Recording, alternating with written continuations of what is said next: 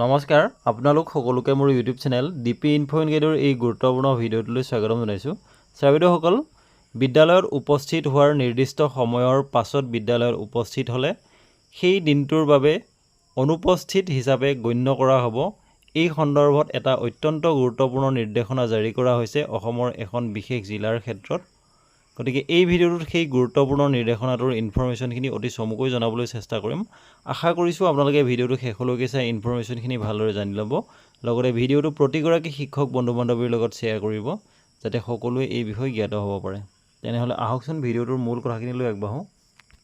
ছাত্ৰসকল এইখন হৈছে মৰিগাঁও জিলাৰ ডিষ্ট্ৰিক্ট কমিশ্যনাৰৰ তৰফৰ পৰা জাৰি কৰা এখন অত্যন্ত গুৰুত্বপূৰ্ণ অৰ্ডাৰ আৰু এই অৰ্ডাৰটো 31/7/2025 তাৰিখ অৰ্থাৎ আজি জাৰি কৰা হৈছে। ইয়াত কেইটামান অত্যন্ত গুৰুত্বপূৰ্ণ পইণ্ট উল্লেখ কৰি দিয়া হৈছে। 1 নম্বৰত লিখিছে daily attendance of all concerned must be recorded through the Shiksha Setu app within the stipulated time. অৰ্থাৎ আমি শিক্ষা সেতুত যিটো সময়ৰ ভিতৰত আমি আমাৰ এটেণ্ডেঞ্চসমূহ দিব লাগে সেই সময়ৰ ভিতৰতেই এটেণ্ডেঞ্চসমূহ দিব লাগিব বুলি কোৱা হৈছে। 2 নম্বৰত কোৱা হৈছে all teachers and staff shall report for duty on time and maintain strict পাঞ্চুৱেলিটি।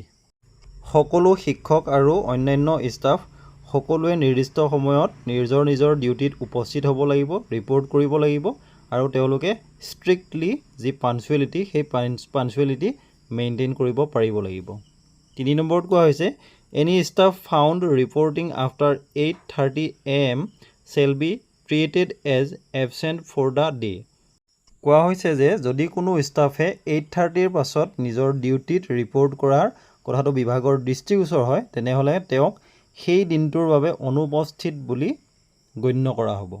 4 নম্বৰত কোৱা হৈছে continued absence for 3 or more consecutive days shall attract deduction of 1 day's salary। অৰ্থাৎ এজন শিক্ষক বা এজন ষ্টাফে যদি একেৰাহে 3 দিন ধৰি এবচেণ্ট থাকে বা তাতকৈ বেছি দিন তেনেদৰে একেৰাহে এবচেণ্ট থাকে তেনেহ'লে তেওঁৰ এদিনৰ দৰমহা কাট কৰিব পাৰে।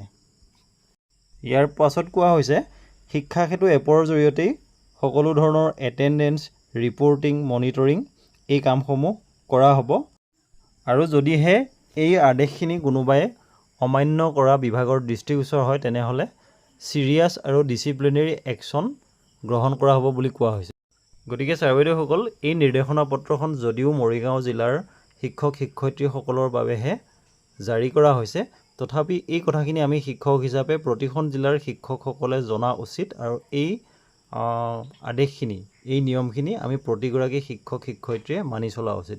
গতিকে ছাত্ৰসকল এই গুৰুত্বপূৰ্ণ কথাখিনি এই ভিডিঅ'টোৰ জৰিয়তে জনাবলৈ চেষ্টা কৰিলোঁ। ধন্যবাদ।